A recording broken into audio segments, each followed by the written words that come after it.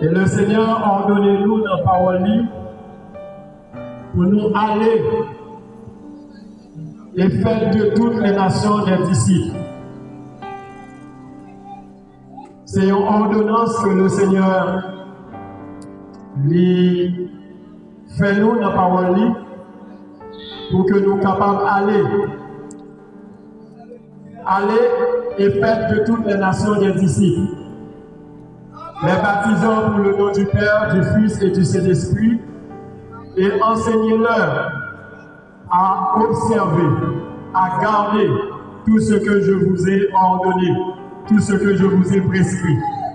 C'est ça le Seigneur a ordonné nous dans la parole dans Matthieu chapitre 28, verset 19 et verset 20. Donc l'ordonnance du Seigneur est claire. Il demandait ensemble avec les disciples pour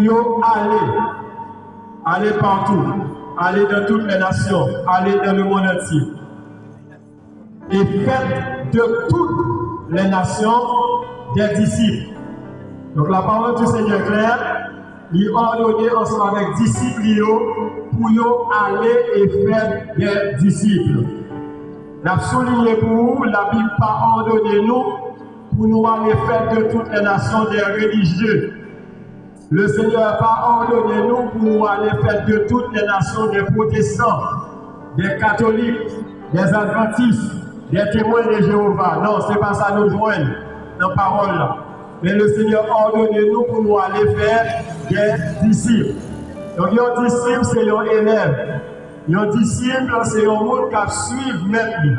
C'est ça que la Bible dit nous, tout disciple accompli sera comme son maître, comme son Seigneur. Donc, un disciple, c'est un monde qui suit le Seigneur.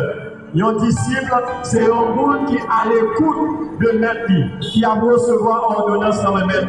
Donc, puisque maître a ordonné à disciples pour aller prêcher l'évangile, pour aller prêcher la bonne nouvelle, donc nous, par la grâce du Seigneur, en tant que disciples Seigneur, donc ordonnance ça, c'est pour nous. Donc, nous ne pas venir là sous ordonnance d'un pasteur traditionnel, non. Nous ne pas venir là au nom de la religion, non. Nous ne pas venir là sous ordonnance des hommes, non.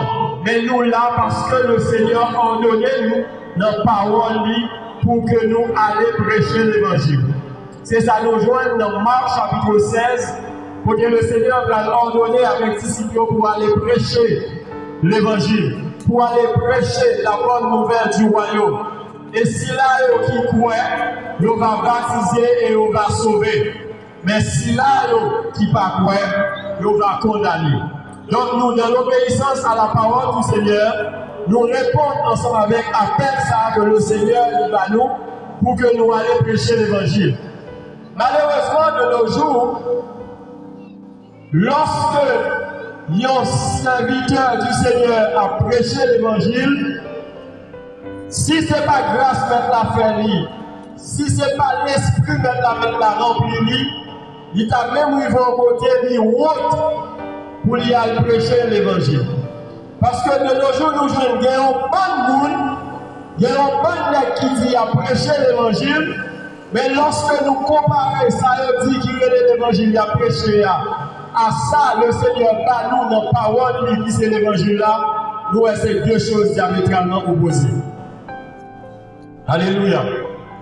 Bon, de nos jours qui dit à prêcher l'évangile, mais pendant qu'il a prêché l'évangile, là, matin, midi, soir, c'est l'argent qu'il a prêché. Matin, midi, soir, c'est de l'argent qu'il a parlé. Matin, midi, soir, c'est de la prospérité financière, la prospérité matérielle. C'est de ça qu'il a parlé. Mais là, nous regardons dans la Bible, l'évangile que le Seigneur a venu prêcher, l'évangile que le Seigneur a quitté dans mes apôtres, dans mes disciples pour le prêcher. Malheureusement, de nos jours, nous posons des questions à vous dire où est l'évangile du Seigneur Yeshua Mashiach. Et c'est ça que fait, nous avons la parole du Seigneur dans Matthieu chapitre 15. Et là, pour vous, petite parenthèse pour nous dire, nous-mêmes, nous sommes là, par la grâce du Seigneur, nous ne sommes pas là pour nous dire nous sommes en vie.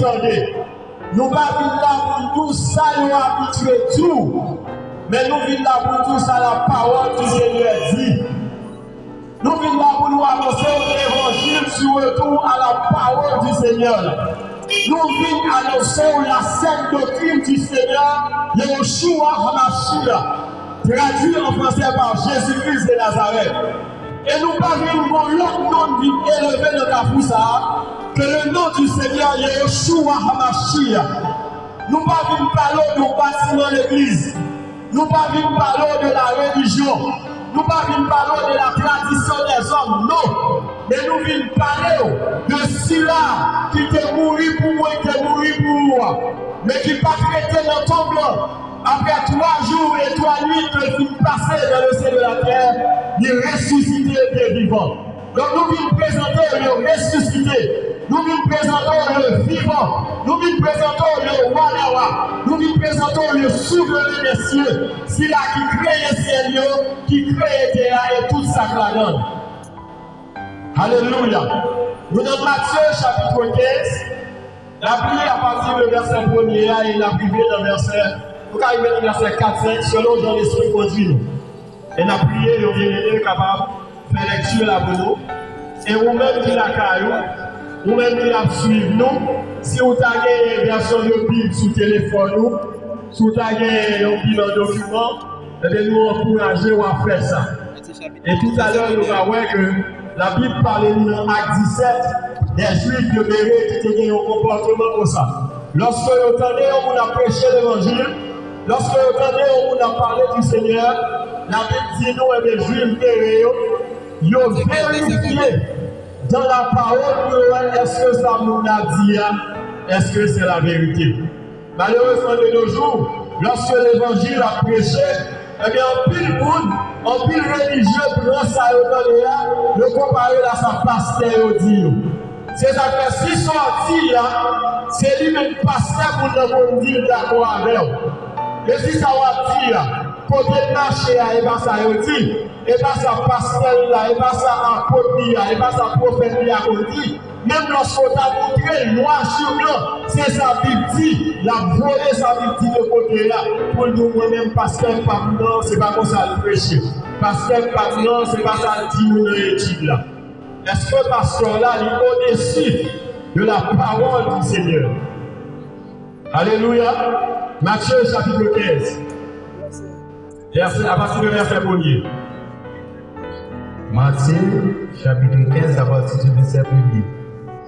Alors des scribes et des pharisiens viennent de Yerushalayim auprès de Yehoshua en disant: pourquoi tes disciples transgressent-ils la tradition des anciens? Car ils ne se lavent pas les mains quand ils prennent du pain. Et il leur répondit et dit: et vous, pourquoi transgressez-vous le commandement d'Élohim à cause de votre tradition? Il faut camper l'affaire. Et nous allons arriver au verset 4-5 plus bas. Donc nous jouons ici le Seigneur qui accompagne ensemble avec les disciples. Et la Bible dit nous qu'il y a des scribes et des pharisiens. Qui est ce scribe yotélier? Qui est ce pharisien yotélier? C'est des juifs religieux. Donc, dès que vous lisez dans la Bible, où la Bible a présenté les pharisiens, les sadducéens et les scribes, eh bien, monsieur Sarah, c'est eux qui fait partie du judaïsme à l'époque, la religion juive. Si nous avons remonté l'époque par nous aujourd'hui, eh bien, pas de différence entre les pharisiens et les religieux de nos jours. Parce que les pharisiens à l'époque du Seigneur Yehoshua, c'était des docteurs de la Torah. C'était des observateurs de la loi. Alléluia. Mais cependant, nous pouvons jouer, nous pouvons confronter ici, ensemble avec le Seigneur. Et nous pouvons dire Seigneur comme ça. Pour qui ça? C'est une question qu'on va poser Seigneur. Pour qui ça disciple pour eux? Alléluia. Ils ont transgressé, ou en d'autres termes, ils ont violé la tradition des anciens. Mais question religieuse de l'époque, ça a été pour qui ça disciple pour eux? À même pas parler. Pour qui ça disciple pour eux? À violer la tradition ancienne, la tradition des hommes. Et on commence par donner des exemples, voilà, venir, on va manger, etc., etc. Et le Seigneur va répondre. Question est posée maintenant, on va répondre également par une question. Pour qui ça nous-mêmes, les pharisiens, pour qui ça nous-mêmes, les sadducéens, nous avons transgressé les commandements du Seigneur, les commandements d'Élohim au profit à cause de votre tradition. Nous jouons ici la parole du Seigneur de l'autre côté et la tradition des hommes de l'autre côté. Pharisiens, ils n'ont pas de problème pour le monde à violer la parole de là. Ils n'ont pas de problème pour le monde à violer les ordonnances du Seigneur. La parole véritable du Seigneur. Mais depuis on a gagné la tradition. Qui sa tradition est? Tradition sont même principes, sont même dogmes que les hommes finis ont mettaient sous pied. Et au lieu d'inviter le peuple à obéir à la parole du Seigneur, mais plutôt à faire le peuple à obéir à la tradition. Et tradition va nous rien pour louer la parole Seigneur. Alléluia. Le seul religieux, il a défendu la tradition. Mais les disciples du Seigneur, il a défendu la parole du Seigneur. Alléluia. Et le Seigneur va nous dire, pour dire avec le Seigneur, c'est pour ça nous annuler les paroles Elohim au profit de notre tradition. Du verset 3 et 4, pour arriver le verset 5 pour nous faire. Mais lui répondait dit, et vous en raison de quoi transgressez-vous le commandement d'Elohim à travers votre tradition. Verset 4. Car Elohim a commandé 10 ans. Honore ton père et ta mère, et celui qui maudit son père ou sa mère finit à la mort. Mais vous dites, si quelqu'un a dit à son père ou à sa mère, c'est dont tu pourrais être assis à partir de moi, est une offrande. Continuez. Verset 6. Et il n'a pas honoré son père ou sa mère, et vous avez annulé le commandement d'Elohim à travers votre tradition. Vous avez annulé la parole d'Elohim à travers votre tradition. Vous avez annulé la parole du Seigneur au profit de votre tradition. Et là, nous jouons un bel schéma du Seigneur parce qu'on se avec les religieux. Parce que parmi les 12 pharisiens sadducéens, c'était des groupes de religieux qui étaient liés dans l'époque. Ils étaient fait partie de le judaïsme. Le judaïsme, c'est religion juive dans l'époque. Et nous jouons ici, le Seigneur même, religieux, il a défendu la tradition. Et le Seigneur, avec disciples, a défendu la parole de l'Elohim. Et c'est ça que nous va arriver à la fin du verset 6 pour dire vous annulez ainsi la parole de l'Elohim au profit de votre tradition. Eh bien, nous jouons le même constat, c'est ce qui nous fait de nos jours. Au bon religieux, au bon pasteur traditionnel, au bon théologien, ils ont annulé la parole du Seigneur, ils ont mis la parole du Seigneur de côté et le peuple a pratiqué la tradition des hommes.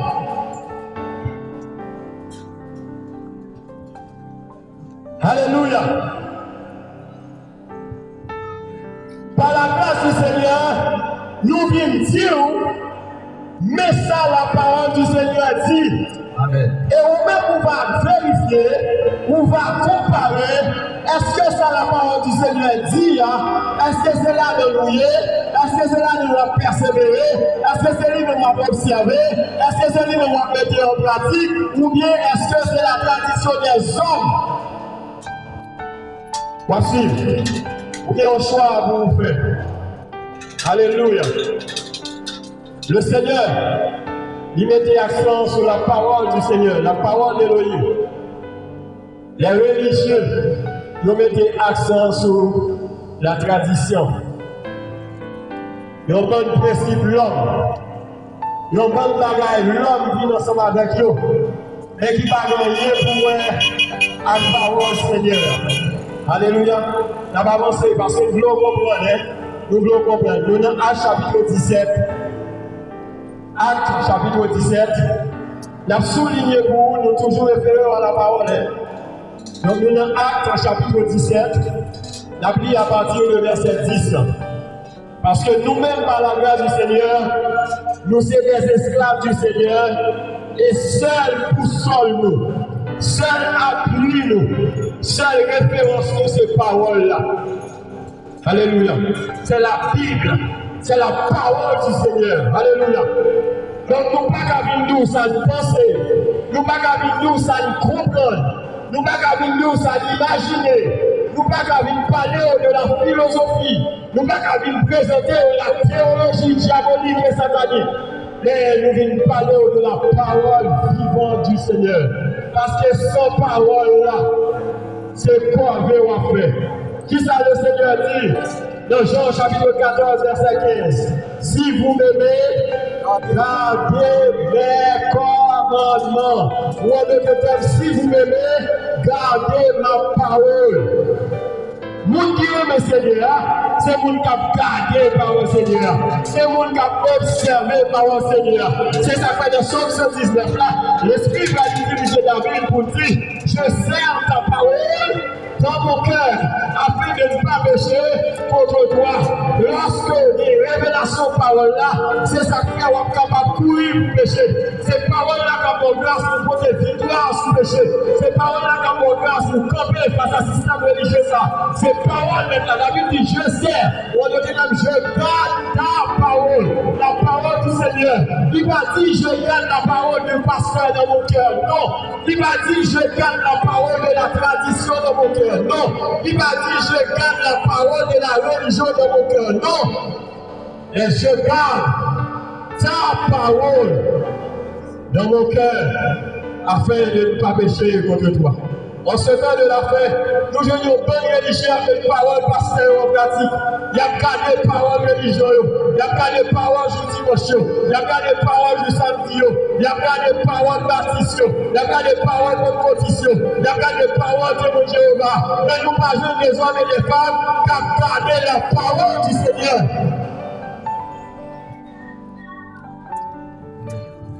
Si vous m'aimez, gardez, observez, mettez en pratique la parole du Seigneur.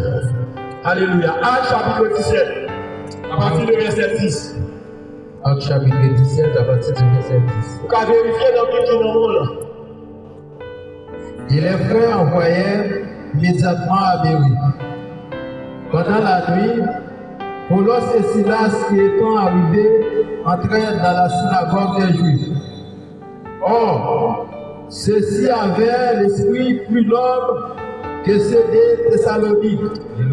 Ils reçurent la parole avec tout empressement, examinant tous les jours les Écritures pour voir s'il en était bien ainsi. Alléluia. Verset 12. En effet, beaucoup d'entre eux crient donc, ainsi que des femmes grecques, des distinctions et des hommes non en petit nombre. Alléluia. Et quand les Juifs de Thessalonique sur, oh Seigneur, c'est bon. Nous voyons à partir de qui les Juifs et au point. Donc là, pour mettre dans le contexte passage, il y a des frères Paulos, que monsieur va porter nous sur le nom de Paul en français. Et c'est Paulos ou Paulos.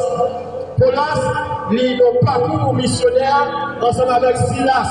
Donc c'est le deuxième voyage missionnaire que de ça, pour que nous visiter des villes, pour que nous prêcher l'évangile là, déjà pour l'encourager frère, et d'autres villes pour que l'évangile là pour arriver. Et si vous regardez dans l'acte 17, le commencement vers sa première, vous voyez bien les médias passer dans plusieurs villes déjà.